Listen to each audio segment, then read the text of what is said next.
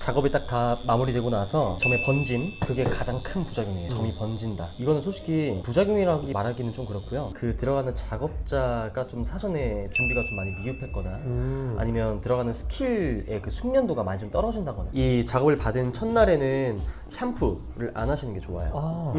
와, 기가 막히죠. 그냥 진짜 모근들이 살아 숨쉬는 듯한 그런 느낌. 안녕하세요. 네, 안녕하세요. 간단하게 자기소개 좀 부탁드릴게요. 저는 화이트하우스에서 인턴을 하고 있는 최원진이라고 합니다. 근데 머리에 지금 수건을 왜 쓰시고 계신 거예요? 제가 이제 두피 문신을 하게 돼가지고 쓰고 있습니다. 실례지만 나이가 어떻게 되세요? 나이는 이제 24살이요. 헤어라인이 컴플렉스였어가지고 그거를 없애기 위해 두피 문신을 받습니다. 누구한테 두피 문신 받으세요? 저희 이제 주치 원장님께서 두피 문신을 해주십니다. 원장님, 지금 직원분의 두피 문신을 시작하셨는데 네. 좀 궁금한 게 있는데요. 네. 두피 문신을 할 때 네. 부작용이라는 게 있을 수가 있나요? 작업이 딱 다 마무리되고 나서 점의 번짐, 그게 가장 큰 부작용이에요. 점이 번진다. 이거는 솔직히 부작용이라고 말하기는 좀 그렇고요. 작업 실패죠. 어떻게 보면. 예를 들어서 저희가 어디 미용실 가서 펌을 해도 펌이 내가 예상한 것보다 좀 더 빠글하게 나왔어. 그럼 그게 부작용은 아니잖아요. 작업 실패라고 봐야 되지. 그 작업자의 판단 미스로 인한 작업 실패다. 두피 문신도 똑같습니다. 이 부작용이 나온다라는 것 자체가 그 들어가는 작업자가 좀 사전에 준비가 좀 많이 미흡했거나 아니면 들어가는 스킬의 그 숙련도가 많이 좀 떨어진다거나, 그렇게 됐을 때 부작용이 나타날 수 있죠. 즉 작업 실패다. 또 어떤 사람들을 보니까 두피 문신을 하고 나서 이게 얼룩이 졌다는 얘기도 많이 하시더라고요. 맞아요. 그거는 왜 생기는 거예요? 그것도 마찬가지예요. 작업 실패로 인한 얼룩이거든요. 막 조절이 실패했거나 아니면 잉크 배합을 잘못했거나 아니면 시술을 받는 고객의 정확한 피부 컨디션을 파악하지 못했거나, 그 여러 조건들이 맞지 않았을 때 그런 현상들이 좀 많이 나타나게 됩니다. 이게 원장님, 이게 네. 말 그대로 문신인데 네. 문신이라고 하면 보통 한 번 하면 평생 남는 거잖아요. 맞아요. 근데 이렇게 두피 문신 같은 경우에도 정확하게 시술만 되면은 어느 정도의 기간 동안 이게 유지가 되나요? 평생. 자, 하지만 피부 타입에 따라서나 작업이 어떻게 들어가는지에 따라서 그 남는 정도가 달라져요. 지금 보면 저 이런 문신 있잖아요. 네. 이거는 깊게 진피층까지 다 들어간 거예요. 네.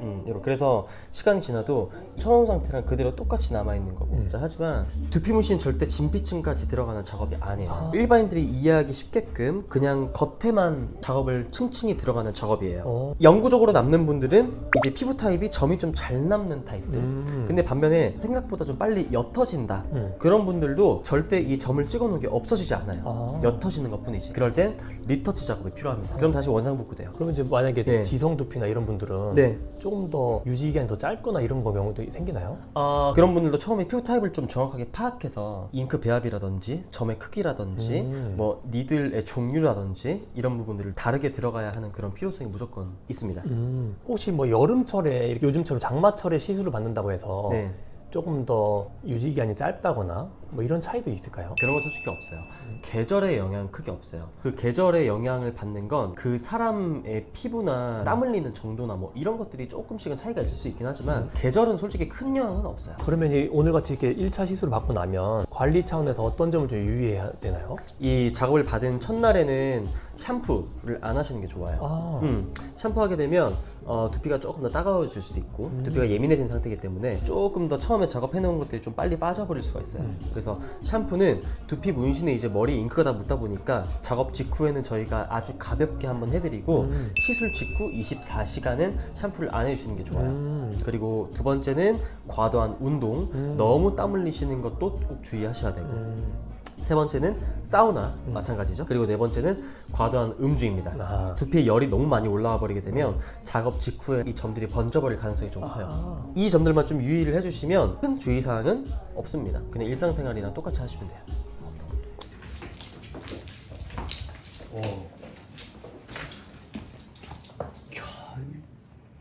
역시 너무 만족스럽습니다. 진짜 이제 콤플렉스가 없어졌습니다. 아직 더 채워줘야 돼요.